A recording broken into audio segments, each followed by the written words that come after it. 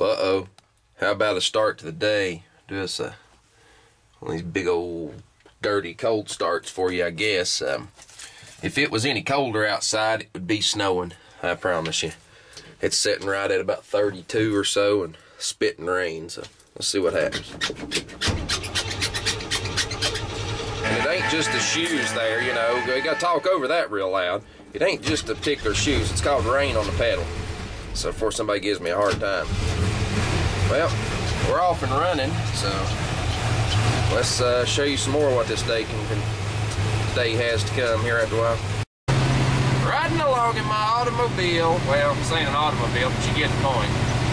Ah, crap. Looky what I found. I found a darn backhoe. Ah, he's turning. Heck yeah. Now, if this goober here will turn, yeah. I'm gonna pass the camera off to the passenger, and I'm gonna show you why these old SM420 transmissions are not the best thing to have. Notice I'm climbing a hill. I hit it at 40 mile an hour, speed limit's 45. I'm to the floor in 4th gear, turning about 1,700 RPM. That's it. That's all she is. Go into 3rd gear. Once again, you're back in the 4 barrel, and you're climbing this hill at over 3,000 RPM because you can't shift back into 4th gear. They're a wide ratio. They're too far apart. So if you've got one of these old trucks, an SM465 is the way to go if you're going to run a 4-speed. My suggestion is that NV4500 transmission, if you can find one. Somebody's got one of those in their back pocket, send it to me. But anyway, more to come. Ah, frig, we've been shopping. What's in the box? What's in the box? What's in the boxes? Yep. Anyway, we're not going to tell you what's in the box. You'll figure it out later. Anyway, what the heck's that?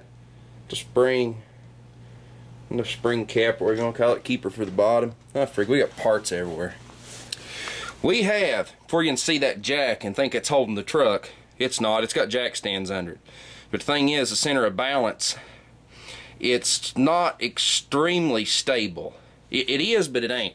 It's perfectly stable if it has something further up just to stabilize it. And that's all that jack's doing. It's got, I don't know, that much pressure on it. I mean, it just keeps the front end, keeps the truck a little stabler. You know, because it's light in the butt because of it. But anyway, we have to get this axle out is a pain in the ass, okay? It really is. And all I can say is that and freeze off. You'll probably see me using it later on. Ken's over there out of reach. But anyway, this CRC stuff is some good stuff, I'm telling you. You soak these bolts down, and so far, you see that hot wrench? I ain't fired it up. I ain't uncoiled the hose. I ain't had to use it. I'm gonna coat these big bolts right here and freeze off before I ever try to take them off. But I managed to get the lower shock bolts out. These shocks, yeah, before somebody says it, why don't you put some new shocks on it?